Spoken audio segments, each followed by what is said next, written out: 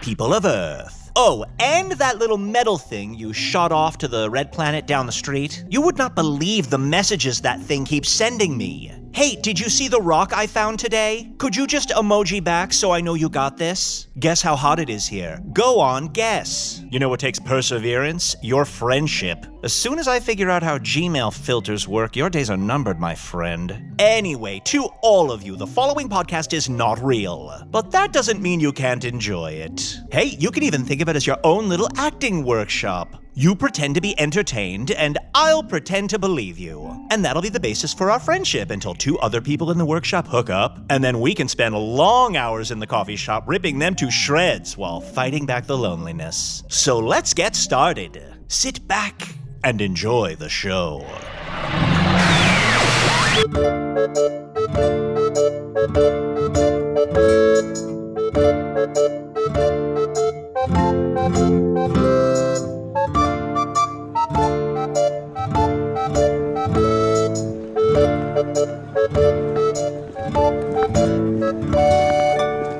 Hello from the Magic Tavern, a weekly podcast from the magical land of Foon. I'm your host, Arnie Niekamp. If you've never listened to the podcast before, this is everything you need to know. Arnie. Yeah? Buddy, friend. Yeah. Oh, this is so weird. I'm sorry to stop you. I just noticed since we've been in the big city, Yeah? I feel like our intro is just not enough. Like, I feel like the people here, the way that you go into a bar or a restaurant is there's a sense of urgency, right? Mm-hmm. People almost put the fear of goddesses into you, right? Of like, I have to go in here or else I'm in trouble or something, right? Is there a way to do the intro where it's like people are almost scared not to listen? Oh. All right, so you want me to kind of like give it a little bit more of a fantasy big city feel? Yeah, I think that's what I'm saying. All right. And it's not even, you don't have to change the words, just change your tone. Okay, all right. Yeah. Okay. Ooh, thank you for tone policing me, but no, it's for the good. All right. Unique Northeastia.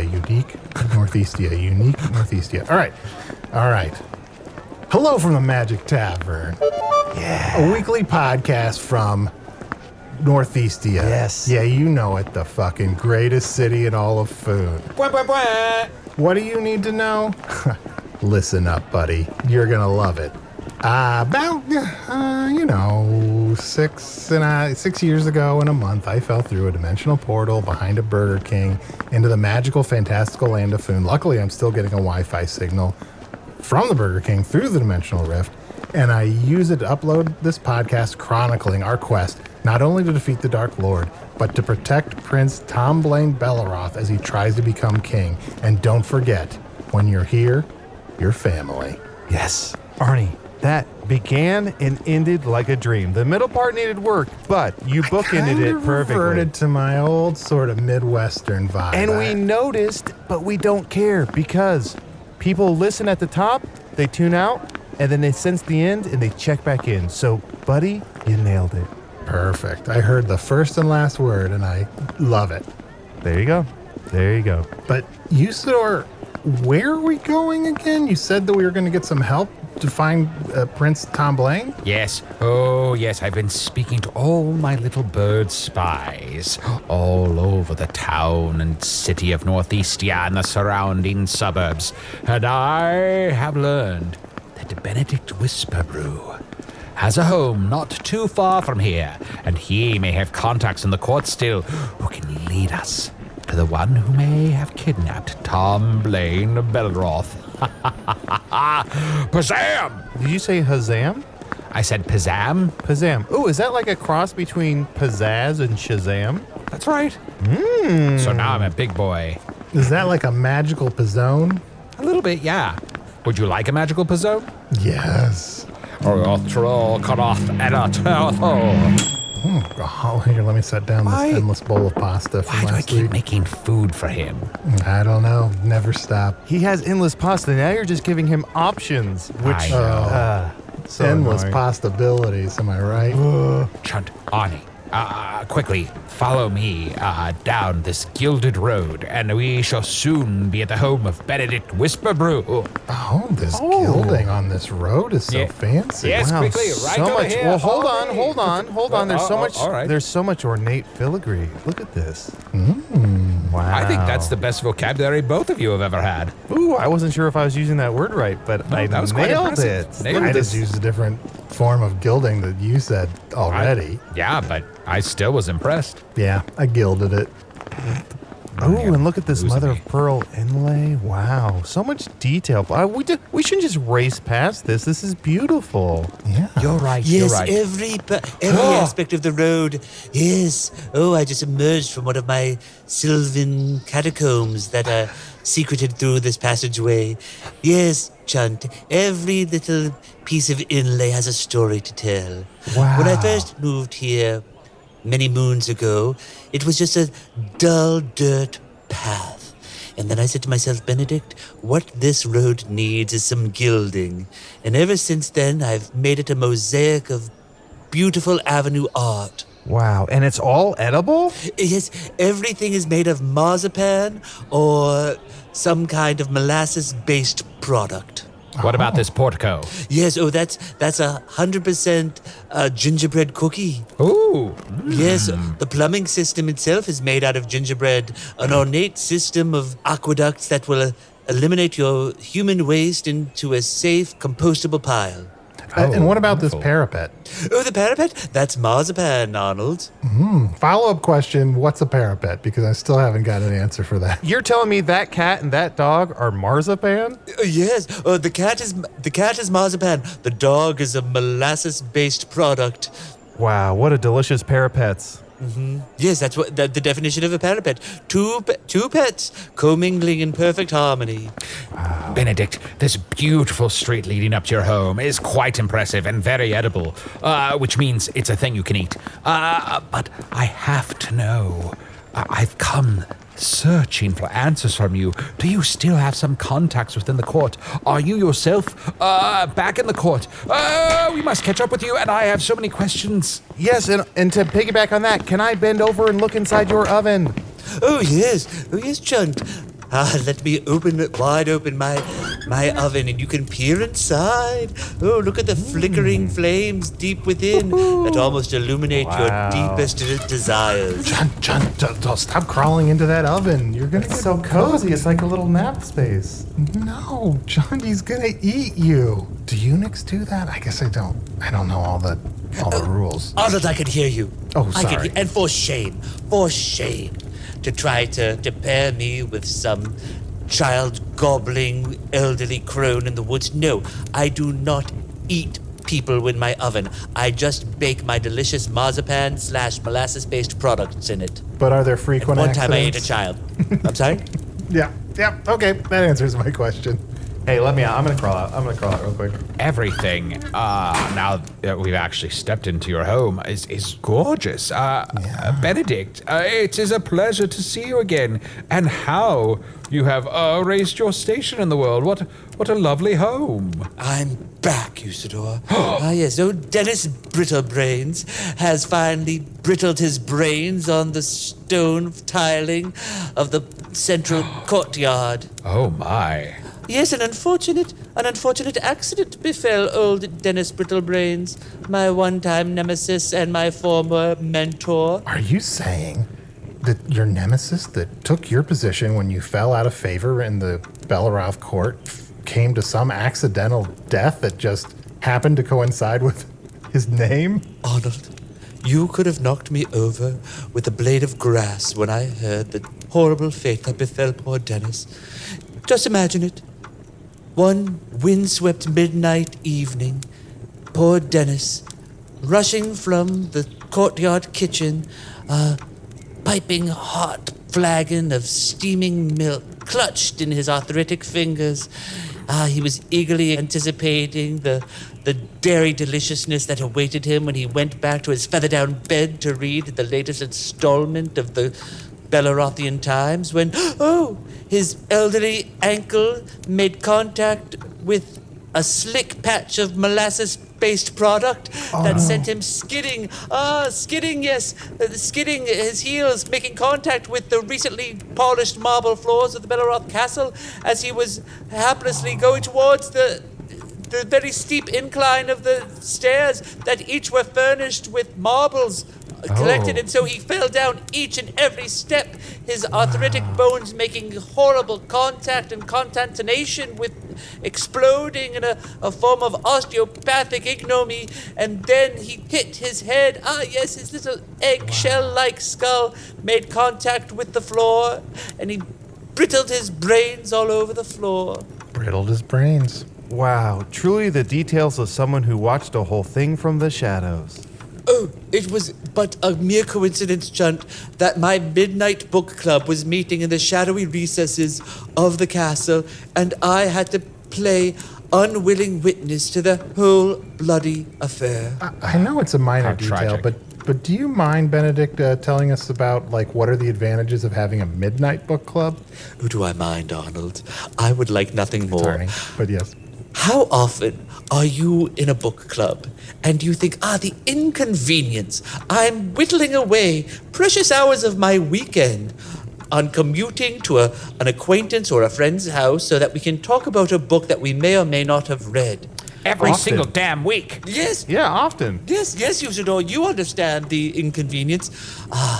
But think of the luxury of saying, I'm going to go to bed for 2 to 2.5 hours, set my alarm, and then go to this friend or acquaintance's place at midnight. And then we'll be able to connect in a deeper, more meaningful way as we've just been roused from the slumbers so that we're making connections, both literary and empathetically, to the piece of literature we have just read. Wow, I never thought about it. Read groggy, not tired. That's the way to do it, to talk about a book when you're not necessarily tired, but you're groggy. You got some sleep, but not enough. That's brilliant. Exactly, RGNT. Read groggy, not tired. And I feel like I best express my feelings about a book when I'm in that sort of half dream, half awake state. That is, Arnie, we got to start a midnight book club. All How often are right. you at a morning book club or an afternoon book club when you're thinking, how literal the connections everyone is making, how banal the statements people are saying, where they're just regurgitating things that they have read on a literary review. But yet at a midnight book club, all of a sudden, the synapses are firing and everything becomes deliciously alive. All I want to know is, the books that you read, do they have any spells in them? Yes, they have. May I join your book club? We have a book club on the podcast sometimes, but Arnie makes us read Earth books, and Earth books don't have any spells in them at all. Yeah, Arnie wants us to read books like Rich Dad, Poor Dad. Why would we read about the disparity of wealth? Oh, Arnold, Yeah? why would you force them into this harsh classist version of literature? Yes, I have a wonderful book for you, Arnold. Mm-hmm. It's called The Web of Charlotte. Oh, Oh, yes, The Web of Charlotte is about an industrious little arachnid who tirelessly makes beautiful crocheted homes for the many wayward flies in her farm. And one day, there's a little pig too small for the rest of the barnyard animals. And then Charlotte makes a helpful suggestion to the farmer that says, put the pig to work. And so the farmer does, and the pig becomes a butler. wow. I mean, I was going to try to talk them into reading Nickeled and Dimed with me, but maybe we should read that instead. Oh, you want to read Fickles in Time? Well, what's Fickles in Time? Sorry, Arnie, are you saying pickles and brine? I want to hear about all of these. Let's start with Benedict first, and then I want to hear about your book. Fickles in Time is by this wonderful writer, Barbara Ellenbrand, and she was upset about the class inequality of the spice industry. So she went undercover in the spice world, and she picked time with all these other wage laborers who also picked time for a year. And then she wrote a book about it, and now everyone reads it and says, yes, the class inequalities of time. And we think about it every time we put thyme on a piece of chicken or some kind of vegetable we're roasting. Oh, wow. It's also about how fickle the spice industry is, because sometimes, as you know, a spice can be very popular, like oregano, or last season's delight, which was garlic.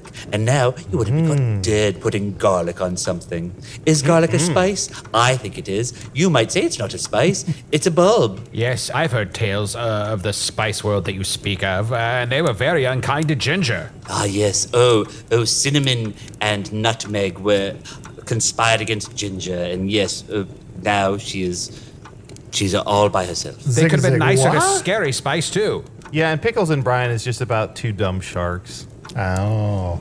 Usidore, do you have a book? A similar book? Sickles and Crime. It's where it's a murder mystery about a number of decapitations. It's quite gruesome and terrifying, but it turns out that you did it.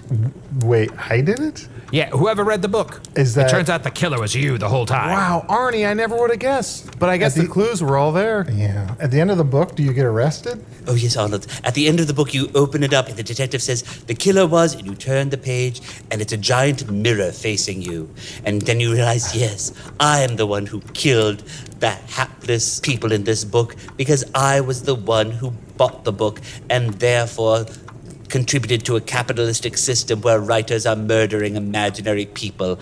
I am at fault. For shame on me. It is true. When you read a murder book, you're kind of complicit. Yeah, you read about everything going on and you don't tell anyone about it, do you? You're so engrossed and you're turning pages so quick you forget to tell the local constable. What you should do is you get halfway through a murder book, you should call the police immediately. There's a child's version of the book, too, called There's a Criminal at the end of this book. And there's a delightful monster who just says, oh no, I'm scared of the criminal. I'm scared of the criminal. And then it turns out, yeah, same thing. You were the criminal. Oh, wow. Since it's a children's book, the child reader committed the crime of being adorably precocious. But he still tried as an adult. Yes, well, he has to be. That's the tragedy. You know, I was thinking about reading Mickles and Wine. It's about Mads Mikkelsen, and he decides to become an alcoholic. But maybe I'll just wait for the movie. He decides to become an alcoholic? And he's Mads? I've never heard of someone so angry that they pluralize mad. I know. Wow, that's some angry dude. I know. Another round. Oh, I'd have 3 rounds on that. Benedict, do you have any connections in the court still? For we 3 have been hired by none other than that one Tom Blaine Belleroth, he that should be the one that doth ascend that throne and take his rightful place. But he has been kidnapped, we fear. Oh, kidnapped? Oh, dear.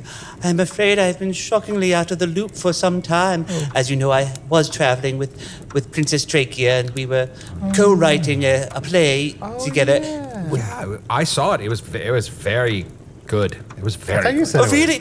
What was the part that you liked the most, Usidore?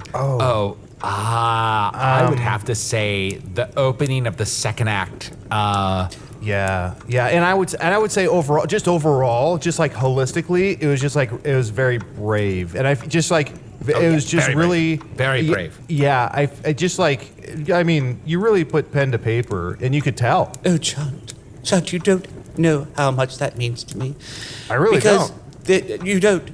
The creative process was so fraught with Trachea. Trachea is a wonderful collaborator, but she's not a very good collaborator, if you know what I mean. Oh, I like that. Yes. Wow, could have used some of Yeah. that. Could have used some of that in a play, to be honest. Yeah, I see that. Oh, Chunt, I fought tooth and nail with her throughout the entire thing. And I said, no, we need to have that second act opening where the grandmother goes through her book of secrets page by page, and she tells every single secret she has harbored the past 88 years of her life. And Trachea said, but we've never seen the grandmother before. And I say, yes, what better way to meet a person when they are at their most vulnerable, which is telling secrets about characters we have never seen or heard of before. Yes, that's why I liked it so much, because I love when I've come back from intermission and I sit down in the chair and the play starts and I'm like, did I go back to the wrong play? You know theater is good when you're lost,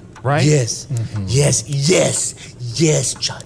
Yes, I love theater that has a disorienting state, that leaves you discombobulated, that leaves you confused, afraid, and bitter about the fact that you bought a ticket in the first place. Perhaps even nauseous. Yes, and that's exactly why I thought it was so important to show the birthing of the foal in all its detail. Yes, I remember that very graphic scene in graphic detail. And Trachea said, no, we can just do that with a prop. And I said, Trachea, no, we need to hire a pregnant horse every single time of the play, and they shall birth a horse. Because quite frankly, do you know who the most infrequently hired animals are in theatrical productions? Penguins.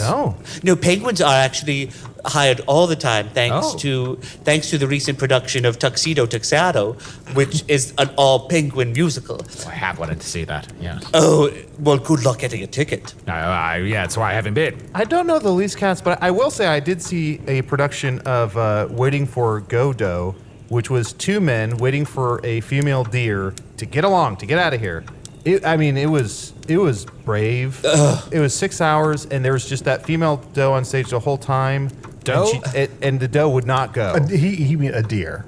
A female deer? Yeah. And Chunt, I have seen that play, I would say 11 times, because I am a subscriber to all theaters. And the beautiful part about Waiting for Godot is that the play never ends the same way, because sometimes, depending on the doe that the individual production is hired, the doe leaves immediately. And you're like, well, that was a 2-minute play, and I enjoyed that.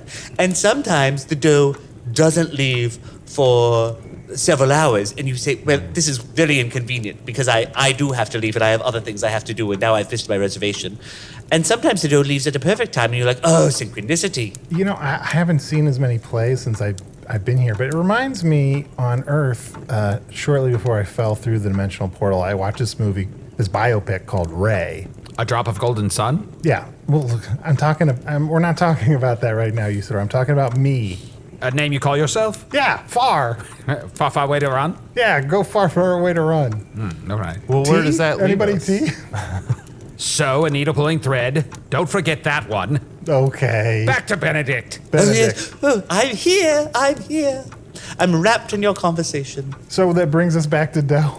It does, and I did stay for an artist Q&A one time after Waiting for Godot, and I asked the young doe who was in that night's production, I said, how did you decide when to leave? And she said, well, you get paid by the minute when you're a deer actor, and so depending on the financial fluidity of the doe in question, the longer the play. Oh, wow. So that's a little behind-the-scenes gossip for you.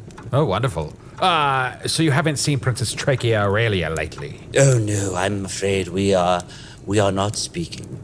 After our production, I just could not look at her again, and I shall not work with someone who treats the creative process with such contempt. You see, because last week after Tom Lane was kidnapped, I see here under my hat, I made a list of potential suspects who had kidnapped him.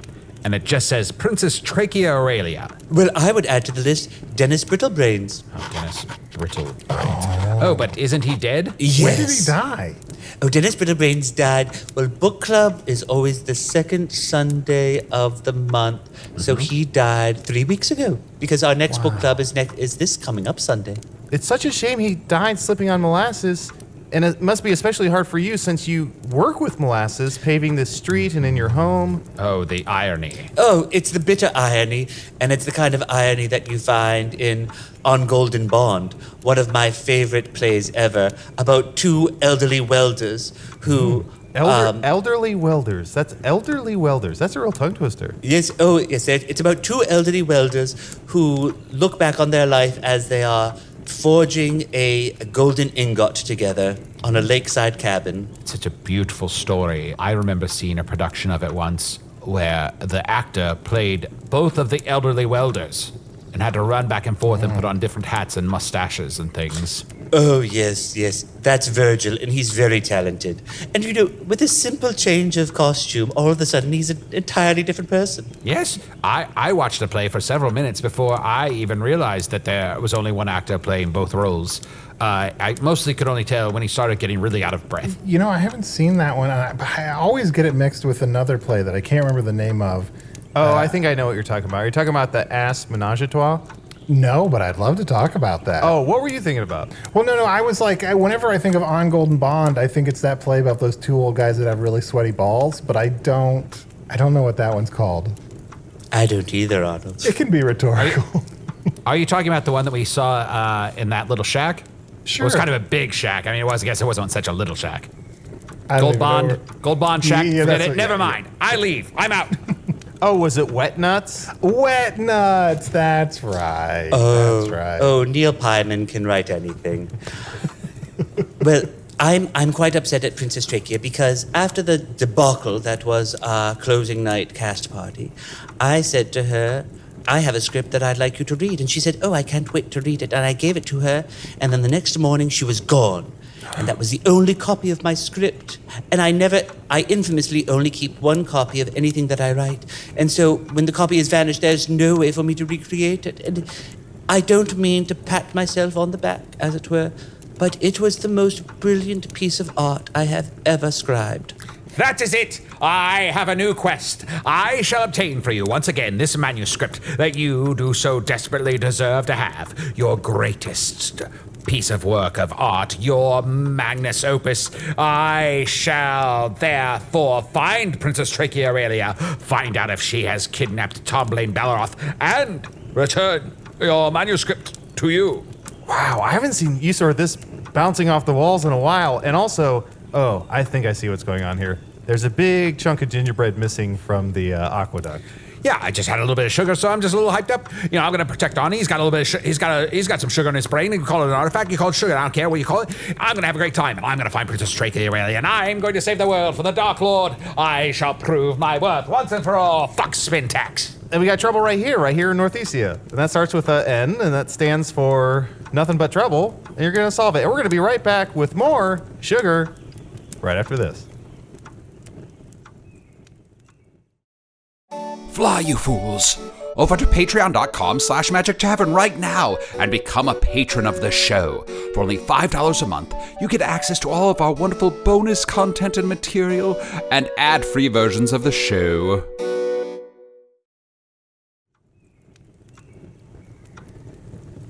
So, Benedict, now that Dennis Brittlebrains is... It's Dennis Brittlebrains. Duncan is his twin brother. Oh, now you've referred to both of them as your nemesis. Well, they are my deepest nemeses, but for different reasons. Dennis Brittlebrains is infamously my career nemesis, and Duncan Brittlebrains is infamously my romantic nemesis. Oh. Dish? Business and pleasure. Yes, well, Dennis Brittlebrains and I have always been going up for the same career opportunities ever since we came out of gossip school. We were applying for the same internships, we were applying for the same externships, we were applying for the same entry-level positions, we were applying for the same... Exit-level positions? Exit-level positions, yes. Because, oh, how I dreamed of being the exit guide at the Halloween maze for the Harvest Festival the summer after I graduated from gossip school. But no, Dennis Brittlebrains was the one who got to stand behind the velvet stanchion and say, "Leave this way." What an honor. You would get to see people at their most vulnerable right after they had exited a harvest maze. So scared, so frightened, so prescient. And that's when Dennis would be able to get all their little secrets from them. Because as they were walking by, Dennis would say, "What's your deepest secret?" And they would say things like, "I cheat on my taxes. I burned down my neighbor's house. I'm sleeping with my brother-in-law. I murdered a member of the King's Guard." And that's how Dennis Brittlebrains rose to power. Wow, you'd have to imagine, hypothetically, Yes. if Dennis fell to his death and brittled his brains, if someone happened to be there and were standing over his dying body and said, "Leave this way," it would be pretty satisfying. Oh, it would almost be so artistically satisfying and such a denouement of a life that it could be the only kind of death envisioned by a master playwright. Yeah. It's the kind of demise that only Neil Pyman could imagine. But what of Duncan? Oh, Duncan Brittlebrains, he is my romantic nemesis. So ever since we were children in Gossip Academy, we would both be going after the same romantic conquests, trying to woo the same golden Adonis from the shadows of a garden wall, writing love sonnets to the visiting Italian courtier who was making everyone swoon with his lyre compositions. And just whenever I would think that I was getting somewhere, Duncan Brittlebrains would show up, arm in arm with the object of my affection. Wow, that really whets my nuts. I'm sorry you had to go through that. That's terrible. At every turn? At every turn and corner, Chunt. Thank you. Your empathy truly knows no bounds. And I'm sorry if this is a stupid question, but Arnold, there's no such thing as a stupid question. Well, let's wait and hear Wait it. till, yeah. is Gossip Academy before or after Gossip School? Gossip Academy is the early stages of gossip education. And once you have completed all 11 years of Gossip Academy, then you can take the gossip test, which if you successfully pass that, you will be admitted into Gossip School, where you will spend the next 4 years studying every facet of gossip and rumor mongering. And only a graduate of Gossip School is allowed to be the court gossip. And I've heard, and correct me if this is incorrect, because it's just a rumor to me, but is there such a thing as a hollership, which is you get a scholarship from yelling gossip from the rooftops? Yes, because a lot of... Oh, Chunt, there have been so many strides made in gossip. Because how often do we think of gossip as something that you whisper or that you write down in secret? Yeah. But Dr. Gillian Cabinet made strides in gossip. And so she was saying, wait, why are we whispering our gossip? Why don't we start screaming our gossip? Why don't we start giving the gift of our diaphragmatic projection to the gossip? And so I was able to do a summer internship with her, and she is all about shouting your gossip from the turrets so that all the townspeople can hear it. It's so revolutionary. And Arnie, you should know, the gossip test is one of the hardest tests that anyone has ever had to take, because you have to fill out the test with things that the person who grades the test doesn't know. Oh. But there's a bit of a dark, sad side to it where I've heard many a tale and many an article of students at the Gossip Academy going to Dr. Cabinet's private quarters and stealing her drawers. And I know that's like a fun game that the kids play, but it sounds like it's been pretty harmful, and it sounds like maybe Dr. Cabinet has stepped down or at least considered retirement. Is this the Kilgari of Dr. Cabinet? The what now? It's all right. Yes, I think, Arnold, you're referring to Dr. Cabinet's husband, Gary Cabinet, and someone... Oh, that's how it's pronounced? Yes. It's Gar? It's Gary Cabinet. And Arnold, this is tragic because there was a young gutter snipe in Gossip School who wanted to make a name for themselves, and they said, I know how I am going to pass the gossip test. I am going to tell a piece of gossip that even Dr. Gillian Cabinet doesn't know. I am going to murder her husband. I am going to... Can you just create gossip that Is way? that gossip? I don't know if that's gossip she doesn't know. That sounds like a confession. Oh, I'm sorry, Arnold. Have you ever been in an educational setting and posed the question, what's a piece of gossip that I don't know? And then the cold-blooded eyes of the student returning your gaze saying, I have some gossip. It's your husband has been murdered by me. Wow, that really whets my nuts. That is awful. I can't believe people go around doing that and thinking they can get away with that. If I read about that, I would stop immediately and go tell a local constable what I was reading. Mm-hmm. Yeah, but you have ethics, Chunt, and I think ethics is something, unfortunately, in Gossip School that we have to push aside and compartmentalize in order for our own individual further gain. It's part of the job. Part of the job. Part of the job. What can you do? Your hands are tied. No, there's 2 more bites of gingerbread missing. Yes. So ever since Dr. Gillian Cabinet, now the widow Cabinet, she has stepped down from Gossip School since her husband was murdered when someone did Kilgari of Cabinets. The Cabinet of Kilgari. I have to imagine when her husband was killed that she was full of curiosities and probably looked high and low for the killer, and when she didn't find it, that had to have been pretty rough. It was incredibly traumatic, Chunt. It was incredibly traumatic. Did they? I have to imagine. I've seen someone lose a loved one, and I myself, my husband exploded on our wedding night. Oh, I have been meaning to get the sympathy card in the mail. No, I didn't bring it up like that. No, it's fine. I have a covered dish that I'm going to send over one of these days. Is there food inside, or is it just covered? Oh no, it's just a covered dish. Well, I'd love to make food and put it inside. Why would I put food inside a morning person's? No reason. What a lovely gesture to send a covered dish over so that they could think about the emptiness that it symbolizes. It's a way to reflect, really, and it's a gift to the person in crisis. Right. Well, I was going to say, having lost a loved one myself, I know sometimes you're so sad and so mournful that it feels like you can hardly move. And I was just curious, did the students help move Cabinet up to her bed? And if so, was that upstairs? And, how did they kind of put her upright, or was it sort of like on her side and then tilted? I'm just always curious in terms of, how to get a Mrs. Cabinet up the stairs. Well, of course, you have to pivot, and you have to make yes. And unfortunately, we had to move the very distraught Dr. Gillian Cabinet up several flights of stairs because she was catatonic in grief. And who wouldn't be? Because Gary was a foundation of the gossip community. He really And helped. I know this isn't the most important thing, but before you brought Dr. Cabinet up the stairs, did you empty all of her pockets? Or did you leave everything? Did you just leave everything in her pockets? We left everything in our pockets. But Wow. you don't want to empty pockets of someone in the stages of grief, because then they might emerge from one of the stages of grief and say, "Oh, I need a tissue, I need a handkerchief," and they'll say, "Well, I don't have one because my pockets are empty." And someone has emptied my pockets. And when someone has emptied my pockets, then I don't have things to put my pockets in. Wow. And after you had moved her all the way up to her quarters where she could then rest and grieve in private, did she at least give you pizza and beer for helping? Well, as you know, Chunt, there are 4 stages of grief in a gossip's journey through grievances. 1, Denial, 2, anger, 3, acceptance, 4. pizza and beer. 5, 6.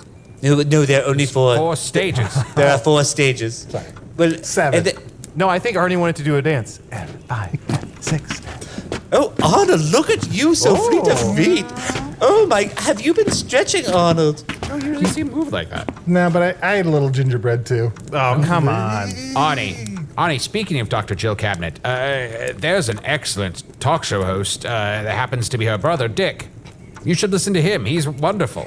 You could learn a lot. Dick Cabinet? Yeah, Dick Cabinet. Oh, he is a raconteur, and he will get people on his show, and they will share things that they never expected to say, and that is because he is a gossip's brother. Ah, indeed. Now, Benedict. Yes. I must ask. You said you've returned to your glory. What windfall has befallen thee? Oh, the greatest windfall of all. I am embarking on my final interview to be the court gossip tomorrow at the Hall of Belleroth. Wonderful. What good news. Congratulations. Oh, thank you. I'm sure you've noticed my new cloak that is composed entirely of centaur hide. I didn't want to say anything, but it's quite luxurious. Yes, thank you. And my new boots that are made out of the beaks of doves. Oh, how fashionable.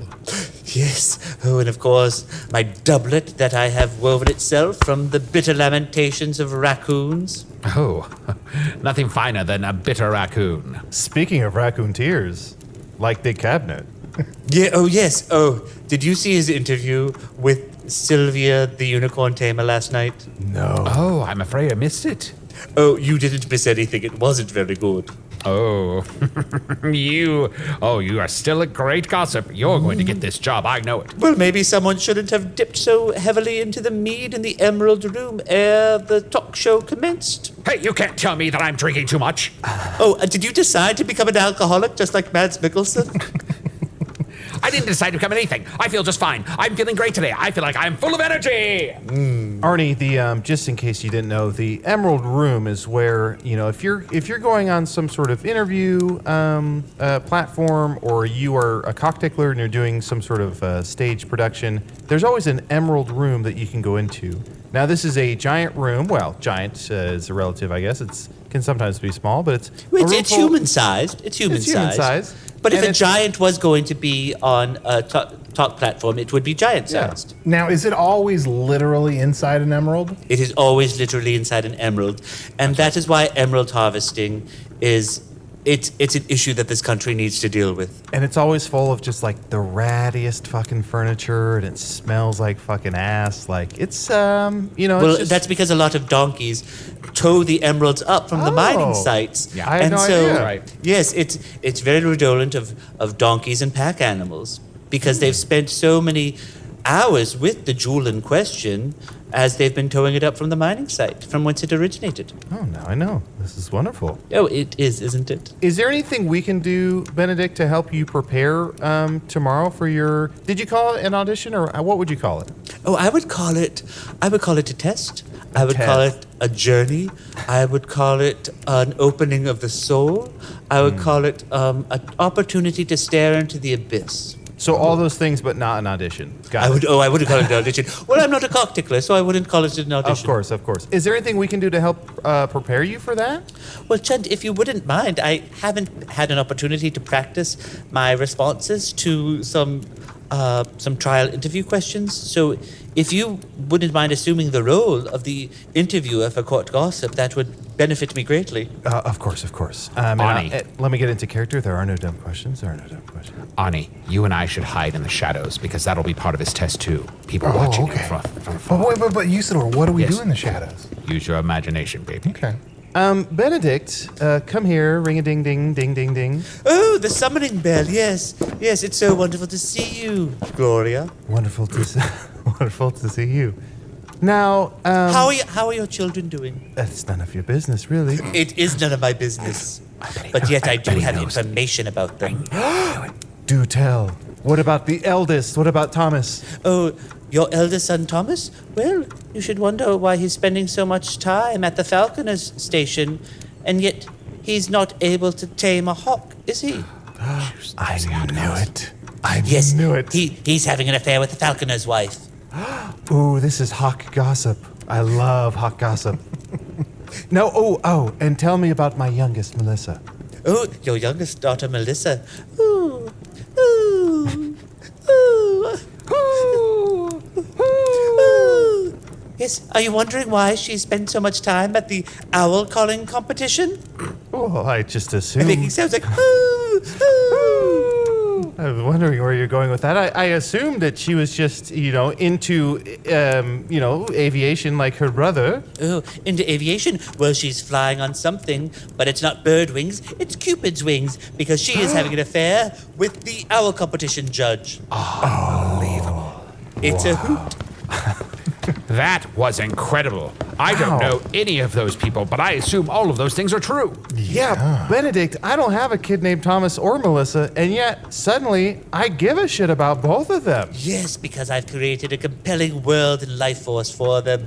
And like it's the second act of On Golden Bond when Norman the Elder Welder is talking about his dead brother. Such a sad scene. I only have one small minor note. Oh my goodness, I would listen to a symphony of your notes, Arnold. We'll take it or leave it, but if I someone will take says... it. I thrive on feedback. If someone says it's none of your business, you can say, none of my business is my business. And then kind of chuckle to yourself. Oh, Arnold. Oh, Arnold, I love that. I'm going to embroider that on a throw pillow and put it on my couch. Wow, Arnie, that's a minor note, but when you played it, you pleased the Lord. Arnie, Hallelujah. You're really on fire today. Your little dance and then that pithy little saying. You're a regular Dick Cabinet. Yeah, you should eat more shit-filled gingerbread. What's this? It's not fecal-filled gingerbread. It's gingerbread that has served as plumbing. And so it's fecal-acquainted Adjacent. gingerbread. And yeah, it's fecal-adjacent. Thank you, Arnold. And Tomato to shit your bread. Chunt, will you take any notes? I'll take one. I wouldn't have done that last one. That's my only note. Wow, that really wets my nuts, Arnie. For you to say that really wets my nuts. It moistens your pistachios. So, can I ask Benedict, I'm very excited about this new position for you, but everything we've heard is that Queen Titannia will be stepping down from the throne soon.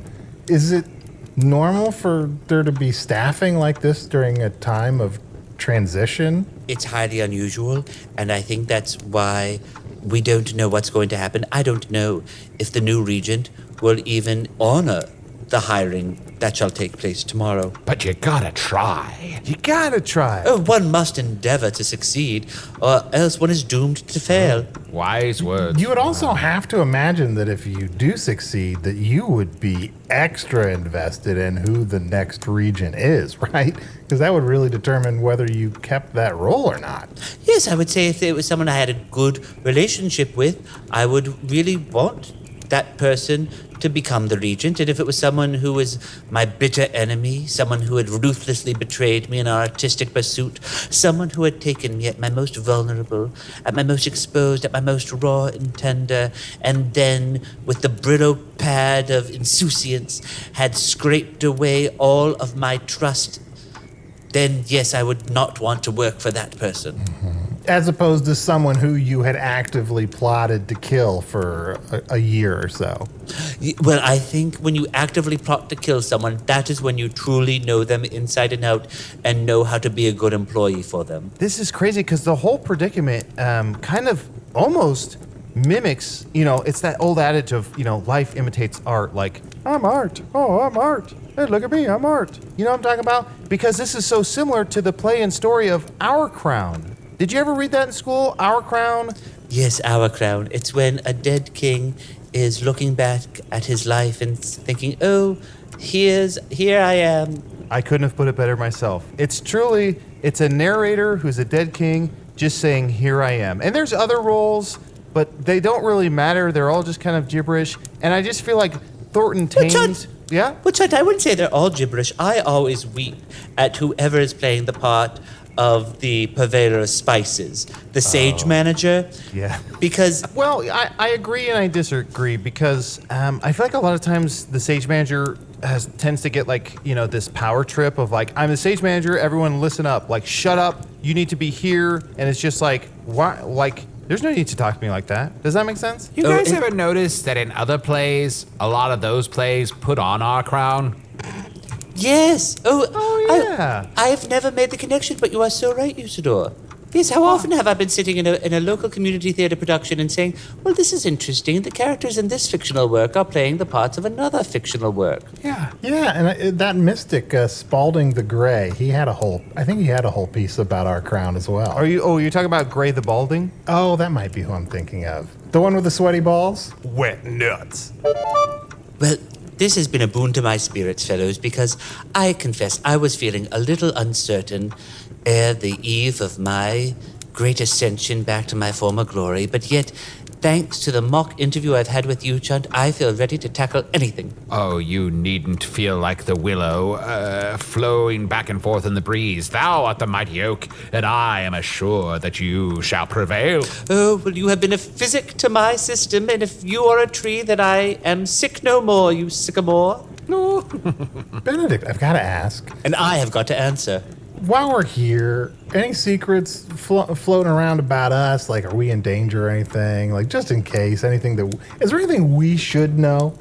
Oh, yes, Arnie, as you know, I am sworn by the gossip's oath, so I can only tell someone gossip about themselves if they ask if there's gossip about themselves. Mm-hmm. So yes, Chunt, someone is plotting your imminent demise and murdering you in a way that seems physically impossible, but also metaphysically correct.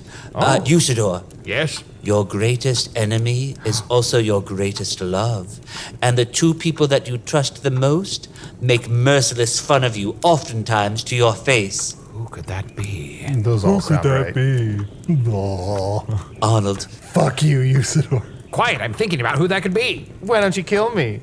Arnold, I am afraid I have the most difficult gossip to give you. For there is grave... Is it, phonetically difficult to say? Is it the fact that nobody gossips about him and that's the saddest thing in the world? Well, Chunt, I guess you're the court gossip now, aren't you? Yeah! Yes, Arnold. The page in my gossip diary for you, with the headline of Arnold the Handsome, is completely blank. For no one in all the kingdom of Belleroth has ever had an unkind thing to say about you. Morally stalwart, emotionally available, with limpid brown eyes, the color of a molasses fountain. Oh, wait. I'm so sorry, Benedict. Let me see that book here. Oh, yes, you could take... Oh, absolutely. Take a look at my gossip book. I guess I can't read it because I'm not a eunuch, but Yeah. if you're on the page Arnie the Handsome, I'm just going to turn back one page to just plain Arnie, and then take a look there and see if you see anything. Oh, I'm sorry. I was on the page of Arnold the Handsome. Have you met Arnold the Handsome? No, Oh, he is. it's not me. Oh, you are just plain Arnold. Yes, Arnold the Handsome. It's Arnie, He but- is someone who fell through a magical portal by a fine dining establishment in his local town, and he has been traveling with people. And he actually has been traveling a lot because he's just been having so many ribald adventures throughout Belleroth. And Arnie, Shit. He probably has Arnie- better co-hosts too. Oh, yes. Oh, his co-hosts. One is Merlin the Magnificent, who is he's a level 6 mage, and he has... fuck, that's my role.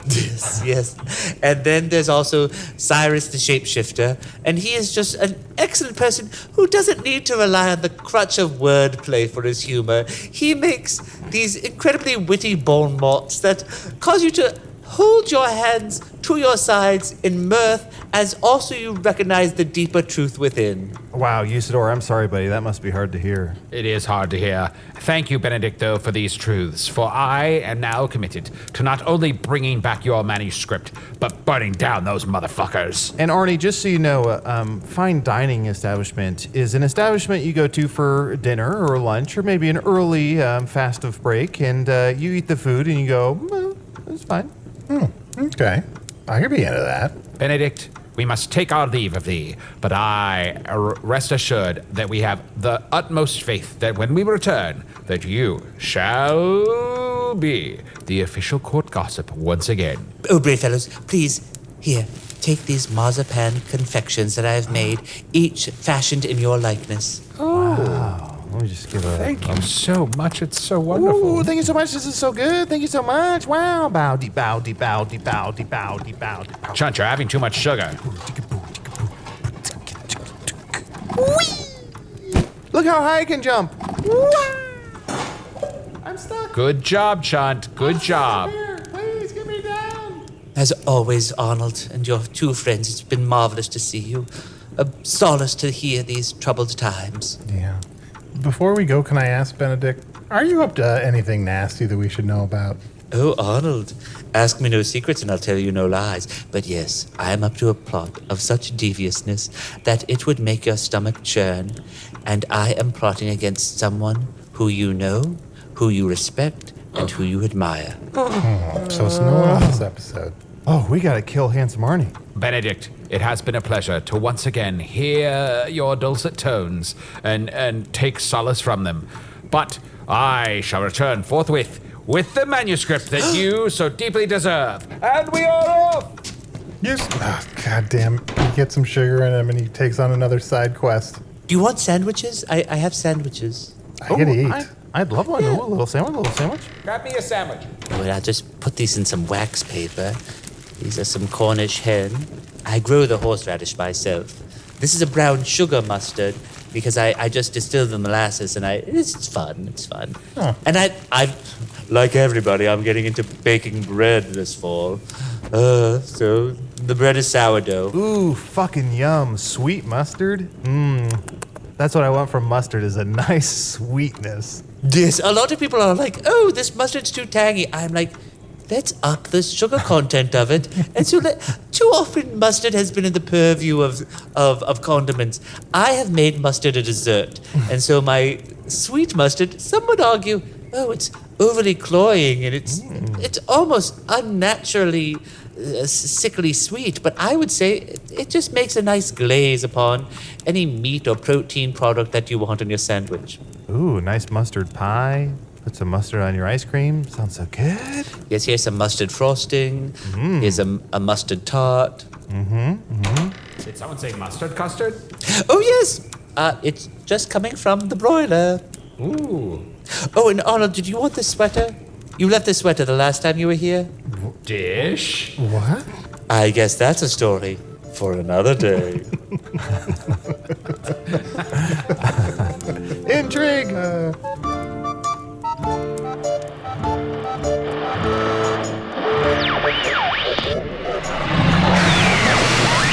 unabridged sweater story, anyone? I smell a 5-part Stitcher Premium series. Wait, no, I'm smelling that cherry tomato that rolled under my desk a few weeks ago. Oh lord, you came back with a vengeance. You've been listening to Hello from the Magic Tavern. Drawn Out Enunciation to Buy Some Time was played by Matt Young. What About My Idea was played by Adal Rifai. Benedict Whisperbrew was played by special guest Brendan Dowling. Brendan is a writer for the Showtime series Work in Progress, debuting its 2nd season later this year. You can also hear Brendan on his own podcast series, A Children's Guide to Every Runner-Up for Best Supporting Actress in the History of the Academy of Motion Pictures. Children love the runtime, clocked in at over 180 minutes an episode. Spinster aunts love the character monologues, revealing each performer's list of grievances. Download codes available in the baking supply aisle of your local supermarket. Hello from the Magic Tavern is produced by Arnie, Niekamp, Matt Young, and Adal Rifai. Post-production coordination by Garrett Schultz. Earwolf producer Kimmie Lucas. This episode edited by Anna Havermann. Special assistance provided by Ryan DiGiorgi. Hello from the Magic Tavern logo by Allard Laban. Magic Tavern theme by Andy Poland. Today's episode of Hello from the Magic Tavern contained absolutely no Martin Wilson. As I like to say, find happiness wherever you can.